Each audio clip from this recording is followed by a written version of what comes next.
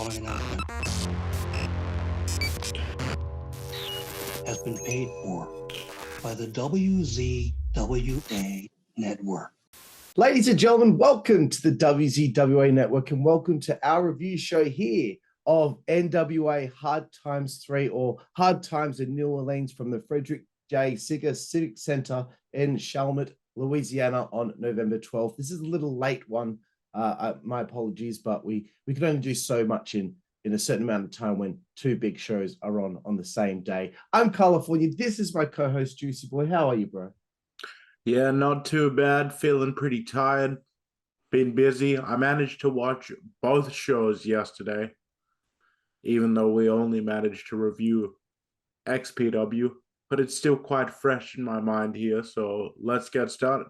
Let's get into it, bro. I know you got an early morning tomorrow. But the first question I want to ask you is, as we open up this review, what do you think about Nick Aldis leaving the NWA come January? I think it was a mistake. I think that it was a silly thing that he's blown way out of proportion, and chosen to, unfortunately, make a stand on. I think it's a mistake, especially because I don't think that he'd really fit in AEW, and I also don't think that he'd stand out enough in WWE. So, yeah, I think that he may have overplayed his hand in this situation, but we'll see. Yeah, I just think it's a little bit of a shame considering, it kind of feels like they've built the NWA around him for the last few years. So it seems like a very abrupt and flimsy reason to suddenly just publicly kind of throw shade on the company and then go and react poorly as well after the suspension. It's just not a good look. Honestly, I don't really find myself on Aldis's side on this one. Fair enough, bro. Well, let's get on with the show then. I did not watch the pre-show, and I don't believe you did either. That's okay. We will skip straight through to the main card. The first matchup was a Voodoo Queen casket match. Natalia Markova taking on Max the Impaler. Bro, what did you think of the opening contest? I actually really liked this. I thought that this was... I really liked the fact that the casket was not just used in the theatrical sense, the way that it so often is when you see it in WWE programming. Excuse me. I like the fact that they actually used the casket as a weapon and that, it looked like it was made of a solid piece of wood. And for me, that's the word that I'll use again with this match, physicality. I actually thought that it started off the show on a really good note. I wasn't sure when I saw that this one was going to be opening up, but yeah, overall, I'd give this a B-. I thought this was a good way to start things off. Very good, bro. Yes. Well, I mean, if you want to start a show hot, then you might as well start out with Natalia Markova making an entrance. Holy shit, she's hot. And one thing I want to mention about Max the Impaler, a lot of people have been ripping on Sarah Logan, who recently showed up on, WWE television, looking very similar to Max the Impaler. But the thing is, I don't know if people realize, but Sarah Logan kind of has always looked a little bit like this, just maybe not as much heavy makeup. So I think people need to give her a break, Yeah, and by the way, they're both inspired by Nordic, Viking type sensibilities. So there's going to be some overlap because they're similar things, but Sarah Logan didn't invent having a Viking motif, or neither did Max the Impaler. Yeah. And the first time I ever saw or knew Max the Impaler existed was when they attacked Kamille after one of the pay-per-views earlier in the year. I've known of Sarah Logan for a long time, but Max the Impaler has not been on my radar. So I don't think it's unfathomable that there might be people out there that have not heard of her. Anyway, I wanted to give, again, props. I've given Natalia a few props over the year about how she's been working so much on her aggressiveness in the ring. Because, you know, look, she's a pretty lady. A lot of times when you have these pretty ladies in pro wrestling, they can come across a little soft in the ring. But she has really been working hard on that, and it's been noticeable. So I wanted to throw that out there. Match the heat. For most of the match here, Markova working from underneath with some great fire. I did pop for Joe Galli nearly getting hit by Markova being thrown by Max the Impaler. That did make me laugh. Natalia slammed on the stage real hard, man. Another little tidbit, and this has been something that's kind of bothered me a little bit over the last year that we've reviewed NWA, but man, I know she probably doesn't mean it, but Velvet Sky talks over Joe Galli too much sometimes. Like he's in the middle of saying something and then she'll jump right in. I don't know.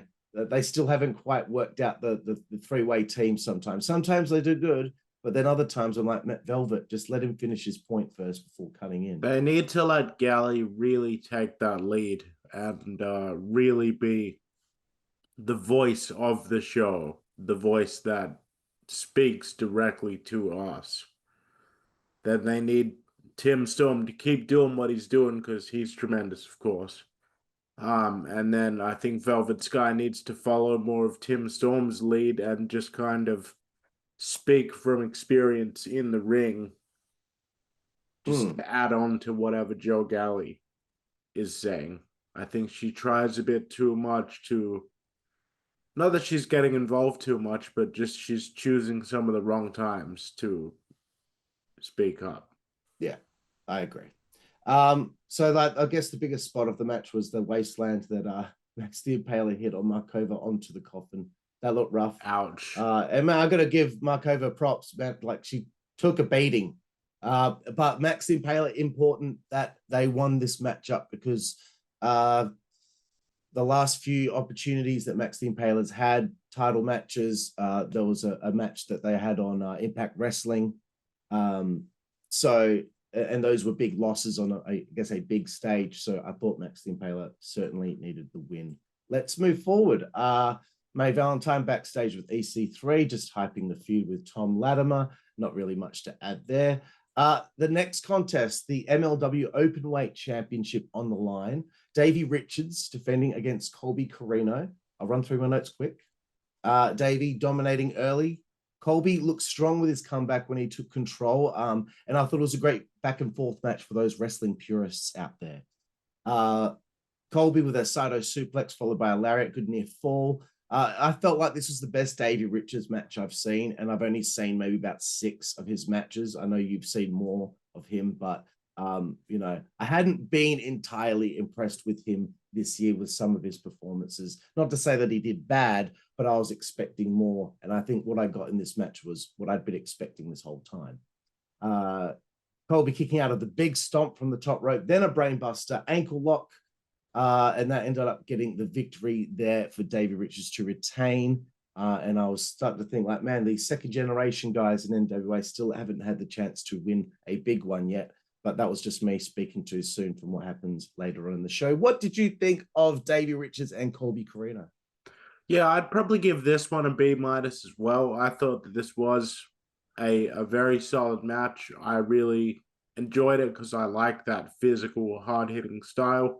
I think that as someone that's watched Colby Corino basically almost since the beginning of his wrestling career, I'm now seeing at this point how far he's improved. He's definitely starting to pick up a lot of his what's the word?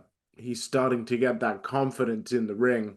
Like Cherry was talking about in her recent Insider's Edge interview, when she finally started to actually feel comfortable in matches and just kind of slow down and own the situation. You know, I feel like that's something that Colby Corino has finally crossed that bridge. And I think now all that's left for him to do is grow with experience. And he's going to need to probably put on a little bit of size physically as well. But the match itself, right person won, and pretty impressive, actually. Like, Yeah, very cool, bro.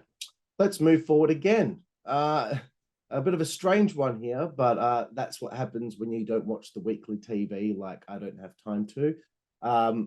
Not knowing really the backing story of why this was taking place, but you know, I guess you could kind of figure it out. Question Mark taking on Question Mark 2, which is, you know, Aron Stevens being represented by the first one, Kratos, his former tag team partner, represented by the other. What did you think of this one, bro? I loved it. I'm giving it an A-. I thought that it was outstanding. I think that everything that fucking the former Damien Sandow does is just absolute gold. Um, there's something about when I was watching this whole spectacle unfold, I was like, this is territory wrestling. Like, Billy Corgan has done it. He has brought back territory style wrestling. You know, I was like, I feel like I'm watching it, but it's authentic. It can still work even in this modern time. And I really find that, you know, I don't know why it was this match in particular, but I think it was the fact that it was a little bit comedic and they did the old gimmick of it's clearly Rodney Mack under the other question mark mask, and, you know, not even bothering to change any of his other attire or anything like that, doing Rodney Mack's moveset, just like the melodramatic stuff from like Aron Solo, like just gold, all of it. You mean Aron Stevens, but I know you mean Stevens, yes. Sorry. That's okay. I know you're tired. But yeah, good point. Well made. Yes, it was ridiculously obvious that it was Rodney Mack under that mask. Same tight, same tattoos. Nothing covered up. I popped big time. I popped big time for Aron Stevens holding up a legitimate manager's license. Like they get given a little card in the mail. Like, come on. So that means Kratos was sent out because he did not have a manager's license. So yeah, pretty standard back and forth, old school match. I thought Question Mark 2 had good pace for a guy his size. And he won with the spike to the throat. And I guess my favorite part was after the match when Rodney was to be unmasked and Aron Stevens interrupts and he was so upset. And I was like, why is this Aron's plight? Like, it just makes me laugh about how upset he is about the fact that Rodney Mack was going to be unmasked, even though we already know it's Rodney Mack. Why he's so upset? He's taking that so personally. Like, he's unhinged at this point. Like, at a certain point during the match, I was like looking over at Stevens and I was like, the character, he's become unhinged. Like, he's so far removed from even where he was when he first came to the NWA. It's quite comical, darkly comical. It really is. The guy's just delusional. Moving forward, bro. NWA Junior Heavyweight title. Kerry Morton challenging Homicide for the championship, along with my good friend, Mr. Ricky Morton. There you can see my exclusive interview with him on the Insider's Edge podcast on our channel. I was looking forward to this one after Kerry's coming out party at NWA 74. That match he had with Homicide, that just, to me, that kind of put him on my radar more than usual, or more than he was before. I was very impressed with him, and I kind of feel like he suits being a singles wrestler more than a tag team wrestler. So like the story of the last match that they had was really good because Homicide was underselling, you know, how good Kerry Morton was. And that led to Homicide getting more and more frustrated when he realized that he couldn't actually dominate the young guy. So I was totally into this one, knowing that backstory and knowing this time that Homicide character is going to be going to this, taking it more seriously. So good back and forth. Loving Ricky Morton's Rick and Morty t-shirt. I popped for that. I popped for that so hard. Also pop for Homicide attacking Ricky, who sells it so well. It's like, yeah, how cruel did it, that as well. How cruel did it come across? Kerry starting to match Homicide's aggression with the biting. And there's a great splash from Kerry for a near fall. They're doing the near falls and all. They got me a few times. The Koji cutter got me. And then Kerry hit a cutter and beat Homicide. And afterward, I was thinking about Colby earlier, thinking that these second generation guys all year have they've been close to getting something, but then it gets just pulled away at the last second. But now this has happened for Kerry, so a huge moment for his young career here in the NWA. What did you think of this match, bro? This is gonna get a C- from me, which may seem like a low rating, but I feel like at the beginning of this match, Kerry Morton, I felt like was rushing through things a bit. I felt like it looked like he was, whether it was nerves, whether it was whatever, of it being such a big match, I felt like they were kind of going through the motions, and Kerry was really just didn't look comfortable, and it didn't look natural. It looked very like scripted. But as that kind of calmed down, I thought that this evolved into quite a good match. And I, if you treat it as a companion piece to the match that these two had at NWA 74, then it's even better in that light. And you'd have to think that there's a third, like a final match in a trilogy to come. That's what you'd hope to see. I see a ton of potential in Kerry Morton. I think that I was maybe expecting a little bit more in this match from him. I don't know if that was unfair of me or not. Which is why I'm only giving it a C-. Some people might hate that. It's my personal opinion. I was really excited by the end, though, to see Kerry win. I found myself being interested in that championship all of a sudden, because this is actually a kid whose career is a clean slate, who can start to build a legacy for this championship. Or, yep. I'm sorry, not build one, but add on to the legacy now that it's been reintroduced. Very cool, bro. Let's move forward again. So the next matchup was supposed to be Odinson taking on Nick Aldis. Odinson attacked Nick Aldis after his match at NWA 74. Guess that one's off the cards. So Odinson's opponent now is Thrillbilly Silas Mason. Your thoughts, Jooseyboy?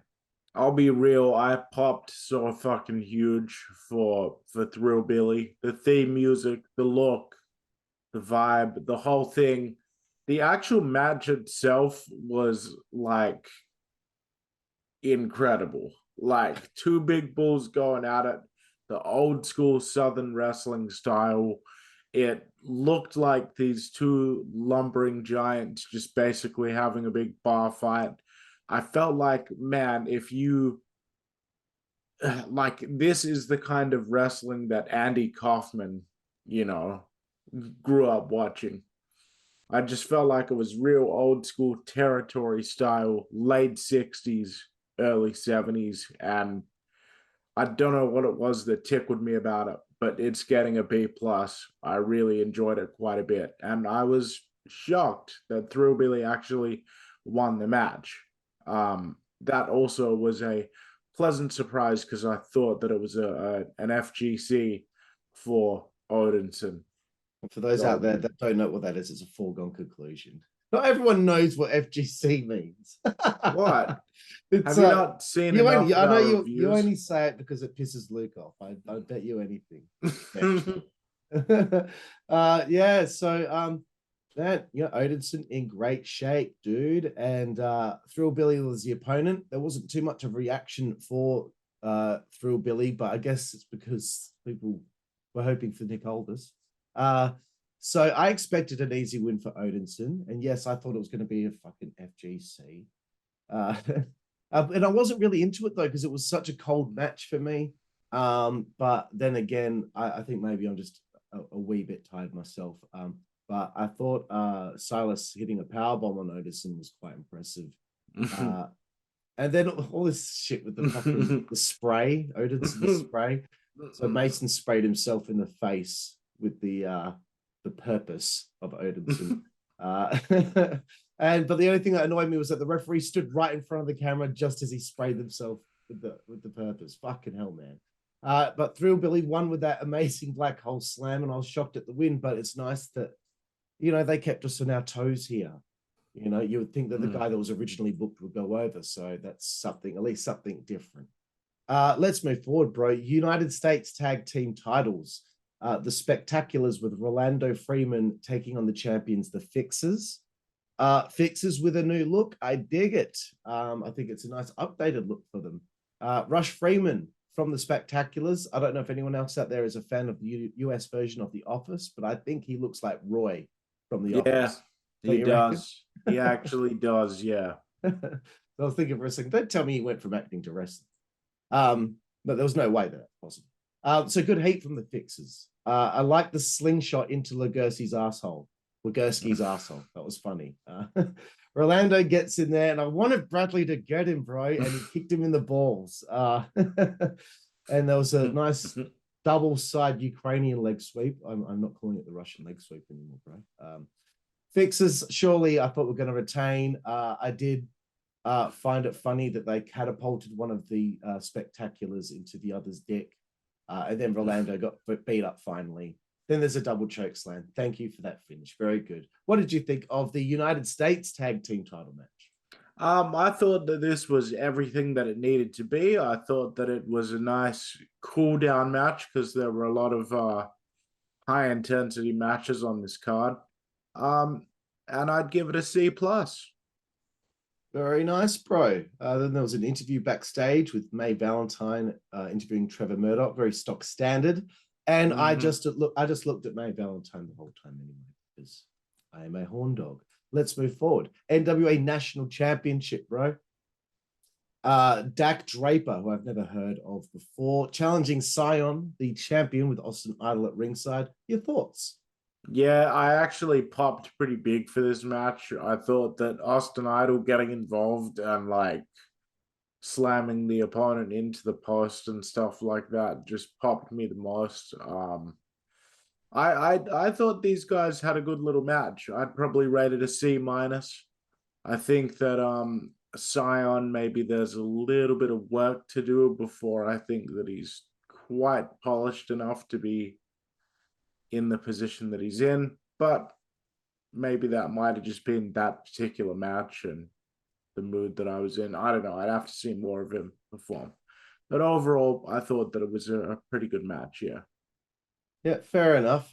For me, I don't know. I think because the work of this match was very similar to the work of Odinson and Mason, to the work of the two question marks.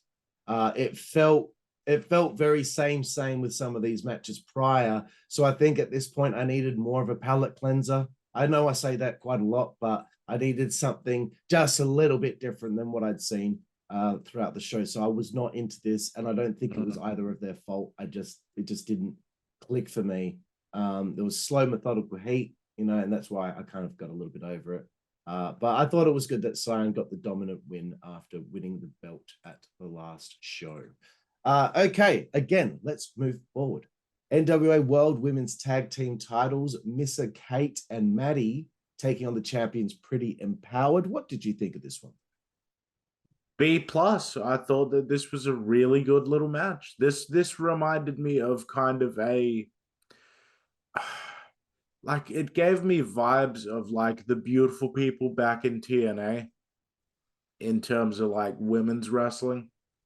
But then it also gave me vibes of like I was seeing a female version of like a Rock and Roll Express versus Fantastics match, like it gave me that territory vibe, only it was with women's tag team wrestling, which was, well, it's not fresh. It's been happening since the beginning of wrestling, but, it wasn't something that was that common for quite a long time. So yeah, I thought that they did really well. Yeah, cool. Yeah, I hadn't seen some of these. I think I'd seen Missa Kate maybe in a fucking battle royal or something. But I think Pretty Empowered have done a very good job establishing themselves this year. As we knew before that, the Hex were kind of like running the tag division there for, nearly 2 years or so. So I think Pretty Empowered have done a good job taking that spot as the champions. When I saw Maddie come out, I went, well, hello, Maddie. I'd never heard of her before, never seen her before, but was quite happy at the sight that I saw. I was digging Missa Kate's arm drag skills. Very nice arm drags. And I was just impressed with her movement as well. She may have been the most impressive in the match, but I think Kenzie Page really stood out the most. She was trash talking, because she used to be, I think Velvet Sky even said on the commentary that she was this cute little thing that was so nice and bubbly or whatever, and now she's turned so mean. And she's done a good job in making it, despite the fact that she's small, she's cute, she looks like a badass the way that she works out there, and you can tell that she takes a career very seriously, and she's taking being a heel very seriously. So also like the heel turn, Maddie turning on Missa, and then Kenzie got the pin. Still the champions. Very good. Let's move forward again. EC3 takes on Thom Latimer. I guess this is a big grudge match that's been building for a few months now. I don't have many notes because I'll be perfectly honest with you, I did not like this at all. Neither did I. I have to say, this didn't work for me. I'm just gonna go. I'm gonna go. It's on my mind. I'm sorry. All right. I'm not that sorry. Anyway, this thing started up, man, and like I really wanted to like this, man. I think Latimer's in great shape. He's come a long way. I think EC3 is in great shape, but I just can't see anything with EC3. I just found it boring. This entire match, I just found it boring. And then the whole promo thing that started up right in the middle of the match, and it's like, I would have enjoyed the promo itself if it had happened on the TV before the match, or even right at the beginning of the match after they'd both come to the ring. And then that might have made me more interested in what I was seeing in the ring. But it just was weird the way that it was laid out, and I find EC3 boring. And I don't know what so many other people see in him, and I'm giving the match a D+. There, I said it. Yeah, look, I'm a big fan of Thom Latimer. Some of the stuff I've seen him do outside of this EC3 feud I've been into, and I thought, next year he should become the top guy in the NWA. I think if you're looking at kind of someone more for the future, or at least the now, I think he's kind of a guy you could go with. Yeah, I don't look, man. I haven't really seen a lot of EC3. Like in his run in Impact Wrestling, I was not watching Impact at the time.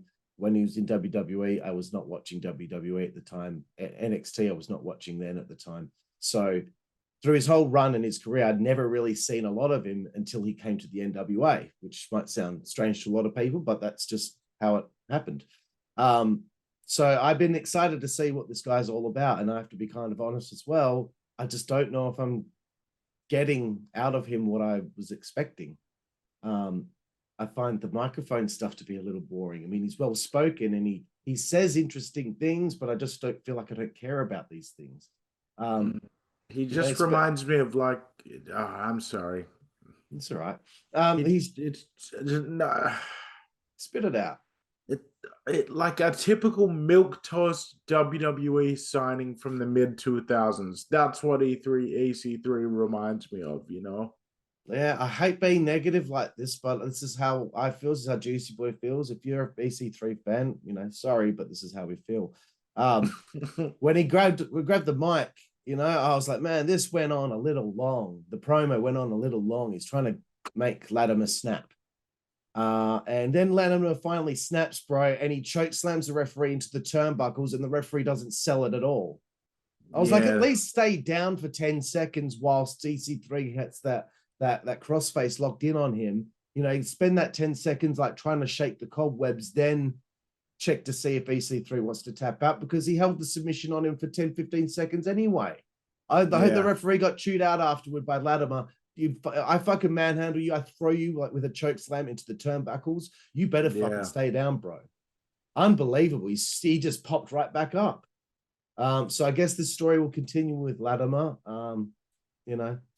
I was just disappointed in it. All right, look, bro, let's move forward. NWA World Tag Team titles, La Rebellion, the tag team that the Lucha Brothers wish they could be, taking on Hawks Airy, PJ and his father Luke. What did you think of the NWA World Tag Team title? A+.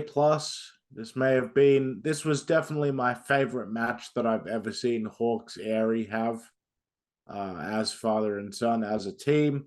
I think that La Rebellion continue to just be amazing. I can't help but think that them versus FTR would be incredible to watch, or them versus the Usos, like just them versus any world-class caliber tag team today. But in terms of this match, I thought that it was outstanding. I would watch this match again and again. That's all there is to say about it. Go out of your way to check it out. It's got the DJ recommendation. I thought it was the Jooseyboy recommendation. It's got the Jooseyboy recommendation. But usually when you say that, you point in the air like that. Jooseyboy recommendation. Come on, man. Oh, sorry. It's got the Jooseyboy recommendation. Check it out, because my description of it cannot do it justice. Very good, bro. Okay, I'll run through this quick. PJ has improved so much. He's very tight with his chain wrestling. PJ, Kerry, Morton, Colby, Corino, those three, they've improved quite a lot this year. And I think maybe Billy Corgan's right when it comes to, you want to send some people to work elsewhere, then maybe NWA might be a good place for some people. Who knows? So, yeah, these two teams, quality-wise in the ring, feel like they were high above the last several matches on this show. I was particularly impressed with Luke Hawks in this match. He hit a rib breaker, picked the guy up, hit him with a shoulder breaker, picked him back up again and hit a power slam. That's strength, because the guy from La Rebellion that he hit that on, I think it might have been Metal Wolf or whatever his name is. He's a big lump of man, He was having the match of his life, actually, Luke Hawks. He really was, man, because I was thinking to myself, I'm surprised he never seemed to get a shot at the big time like WWE, or TNA wrestling, because I don't consider a certain company right now the big time. This story between these two teams has gone on for a long portion of time, several months of build-up. So I kind of thought, we might get a title change here. I did like this double 450 spot, but I did not like the fact that the camera angle did not show the La Rebellion 450 splash. You got that fucking camera that shoots the whole ring, the main camera, the hard cam as we call it. And you choose to use a ringside camera where we don't see one half of those 450 splashes. Come on. I know the only other little thing I had a problem with was the referee stopping the count because Damien had just kind of slid into the ring. I think maybe Damien might have been a little late or something like that, because it was just a little bit weird. But anyway, the double missed, great stuff, and then La Rebellion managed to retain the championships. And I did laugh at Joe Galley screaming, "No, not like this, not like this." Yeah, Sam. I thought he had a hell of a show as well. Joe Galley did. He did. He's always making me laugh with how serious he takes this shit. Okay, bro. Moving forward, not long to go here in the review, and we'll get you to bed very, very soon, bro. NWA World Women's Championship. Kamille, my queen, taking on Chelsea Green and Kylan King. Chelsea looking good, bro. Kylan King, we may remember from a few shows back where she and Kamille had this sick title match. I was looking forward to seeing their interaction here.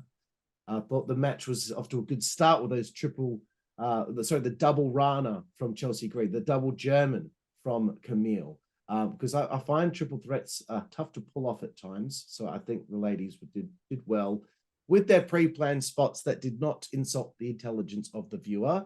It still came across like it was, real. Kamille, I like the part where the referee was out the ring and she was in a submission hold and she tapped just to get Kylan to let go. That was a smart little bit of psychology. Kylan gets her spot with a double by hitting a frog splash on both of them. And then soon after that, Kamille spears Chelsea after Chelsea laid out Kylan with that "I'm prettier" and retains the belt. And I wrote, thank God. Not as much suspense here as her previous title matches where I thought she was legitimately going to lose the title and I was going to be very upset. But again, a dominant victory. What did you think of the ladies' world title match, bro? I thought this was another outstanding match. I'm gonna give it an A minus. I thought that it was worked the way that a good triple threat should be. It continually involved all three competitors. And all three competitors, like a good triple threat match, it may sound a bit silly, but it should be like a rock, paper, scissors type situation where each competitor in the match balances out another one so that you kind of have this situation where any of the three can credibly win the match if a certain given set of conditions were to arise. And I feel like these ladies pulled that off perfectly. Everyone had their chance to shine. I thought it was especially a good performance for Chelsea Green. I think that there's a reason why there's rumors WWE is interested in her because she's a star. And yeah. Yeah, I agree, bro. She's done great work everywhere she's been this year. So won't be surprised if she is in the if she goes to New York soon. Moving forward, again, Bobby Fulton continuing the tradition of a legend of the business showing up on the show. I thought good on him. It would have taken balls to go out there with his clear issues with his throat from beating throat cancer. And clearly he was having a little bit of a hard time with this, saliva in his mouth while he's trying to talk. So it would have taken a lot of balls to go out there like that, but we all understand. So what did you think of seeing Bobby Fulton out there? Man, I loved it, man. I thought that it was courageous. I found myself really admiring the fact that he went out there because he loves wrestling and, he trusted that the audience would show that respect and they did. And I think like not just the fact that he went out there with the throat issues from having survived throat cancer, but what he actually said as well, I thought was really heartfelt and meaningful. And it came from a place of love of the business. So, yeah, might have been a bit of a throwaway moment for some people, but I really enjoyed it. Very cool. I do like seeing the legends being brought out there. I think it's a good thing that they do every single pay-per-view. Following that, Cyon with an interview, just stock standard about Tyrus winning the belt. And speaking of that, it's the main event that we're up to right here, right now, Jooseyboy. It is for the NWA World's Heavyweight Championship. Trevor Murdoch defending against Tyrus with Black G's at ringside and Matt Cardona in another triple threat match. What did you think of the main event, bro? Like, I'll be real, like, this seems like a really eclectic mix, in terms of three people to put into a triple threat. But this weirdly worked for me. I was weirdly entranced by kind of the dynamic between, you sort of had, what was it, two heels and a baby face in this match. And, each of the heels has their own individual self-serving need to be champion. And then obviously, all three competitors in the match have their own desire to be champ, but they will represent that NWA championship, means something different to each of them. For Matt Cardona, it's simply more notoriety and more power. For Tyrus, it's more money and more respect. And I'm sorry, I'm so tired. Who's the Trevor Murdoch. person? Yes, of course. And Trevor Murdoch, it's all about tradition and passion. So with those three dynamics clashing, especially the fact that 2/3 of the match were super heavyweights, and then you had Matt Cardona who kind of had to play the underdog physically. I thought it was an intriguing dynamic. I ended up giving the match an A minus. It really hooked me in, especially in the second half. I think it was kind of a slow starter, but once it got started, it really, really had me going. Yeah, honestly, I think MVP of the match for me was Tyrus. I think that whenever he's put into these bigger matches, he actually really shows like what he can offer. I do actually think the WWE might have dropped the ball, not kind of seasoning him a bit more. And they gave up on him fairly quickly. But I think the work he's done in NWA, just proves kind of how talented he really can be if you give him something good to sink his teeth into. Fair enough, bro. I did see a lot of hate and anger online from people when Tyrus walked away as champion here. So I'll address that in a moment. But I wasn't entirely keen on 2 triple threat matches in a row. I did, again, pop for the early Bulldog from Trevor with Joe Galley screaming, Bulldog, Bulldog, Bulldog. Tyrus with a splash at one stage, which instigates Chelsea Green coming out. There was a nice shot of her butt on the ring apron. And then that was the distraction that we all needed before low blow from Cardona on Tyrus. Thought that could have been close to the finish there, especially after Cardona hit that radio silence, aka the Rough Rider. But sometimes this is just a little nitpicking with Tyrus. Sometimes it feels like he doesn't want to take a bump on his back. Because when he took that bump, he kind of didn't go the way he's supposed to. He landed on his side. But then I say that, and then he got double suplexed. So, I thought that this match built well, and I was glad it didn't go on forever. I was glad it was only about 12, 13 minutes. And Tyrus ended up winning with a Tongan death grip slam. And a lot of people shat on this online. So a lot of people saying, oh, yeah, this guy can't wrestle as the champion. And I don't know. And then people bring up that fucking thing from I don't know how many years ago where he sent a sexy text message to one of his co-workers or whatever. Fucking stop digging shit up to pick on people. Get over him. Get over it, man. He's with his wife and maybe they have a dynamic that you're not aware of and whatever. Anyway, so yeah, I'm not Tyrus's biggest fan in the world, but I was not offended at all by him winning the title. It makes sense at some point that this guy's gonna, in that company at least, climb to the top of the mountain. So there we have it, bro. Our review show of NWA Hard Times 3. What's your rating out of 10 for this one? Dude, I am going to give NWA Hard Times 3 a 7 out of 10. I'll